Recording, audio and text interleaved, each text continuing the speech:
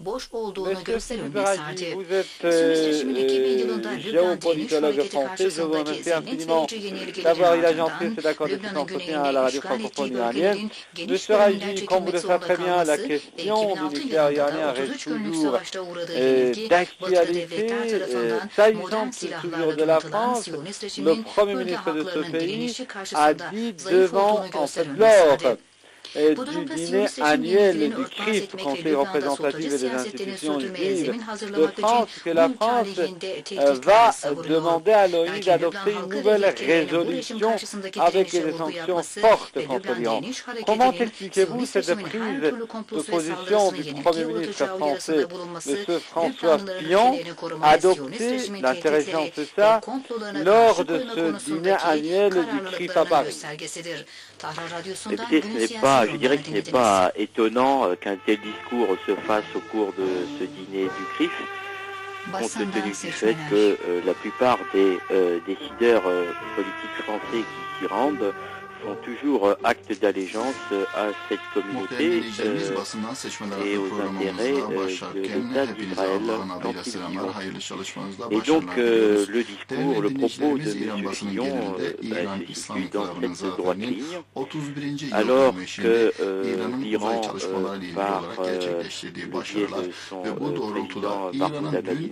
biais de son président Mahmoud Ahmadinejad, semble-t-il, fait des avances et des propositions constructives et, à mon sens, conciliantes vis-à-vis du nucléaire, puisqu'il a proposé, si je ne m'abuse, de faire traiter l'uranium iranien à l'étranger. Donc c'est une position qu'on peut qualifier de conciliante vis-à-vis de cette question. Eh bien, on voit une politique, ou en tout cas une attitude française fort peu sage, puisque au lieu d'aller dans le sens de cette bienveillance, eh bien, il durcit la position du gouvernement français, de l'État français, en proposant de nouvelles sanctions, en tout cas de durcir la position de la communauté dite internationale vis-à-vis de l'Iran sur cette question du nucléaire. Donc ce n'est pas très étonnant, puisqu'il y a toujours, malheureusement en France, une tendance dans la classe politique, quelle que soit la couleur politique, que ce soit des socialistes ou que ce soit la dite droite de l'UMP, une position très conciliante vis-à-vis des intérêts de l'État d'Israël, qui ne sont pas spécialement ceux des intérêts de la France, non seulement parce qu'il s'agit de deux États différents déjà, et secondo parce que les intérêts d'Israël, étant donné sa position géographique, ne sont pas et ne peuvent pas spécialement recouper ceux de la France. Donc on peut, non, on ne s'étonne pas de cette position française, mais on peut néanmoins la déplorer. Monsieur Ragi, en fait, toujours lors de cette réunion, Monsieur Fillon a dit que la France considère comme une priorité absolue la sécurité d'Israël, tout en parlant de la nécessité d'aller vers l'adoption de nouvelles sanctions, de fortes sanctions d'ailleurs, à l'ONU contre l'Iran. C'est le régime israélien quand même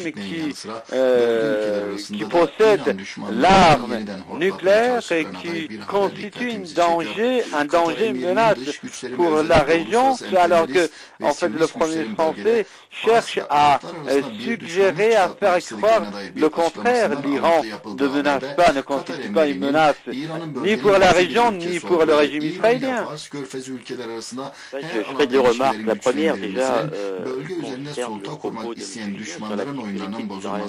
Avant de s'occuper de la sécurité d'Israël, le Premier ministre s'intéressait à la sécurité de la France. Quand on voit le démantèlement des armées françaises, je pense que cela devrait d'abord être sa priorité.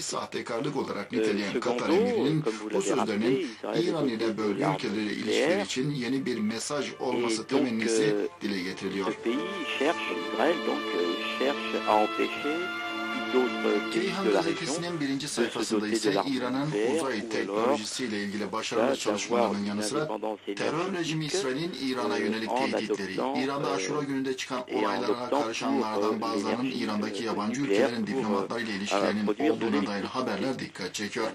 Siyonist İsrail eski başbakanlarından Şimon Peres'in İran'la ilgili açıklamasının yer aldığı haberde Peres'in İran'a yönelik Siyonist İsrail'in muhtemel saldırı tehditlerinin Siyonist toplum içinde de rahatsızlıklara neden olduğunu söylediği bildiriliyor. Peres, İran'a yönelik saldırı tehditlerinin İran'dan çok Siyonist toplum içinde kaygı ve korkuya neden olduğu, zira İran'ın bölgedeki diğer ülkelerle mukayese edilemeyecek kadar güçlü ve farklı bir ülke olduğunu söylediğinin altı çiziliyor. Bu arada Keyhan'ın başka bir haberinde de Suriye Devlet Başkanı Beşar Esad'ın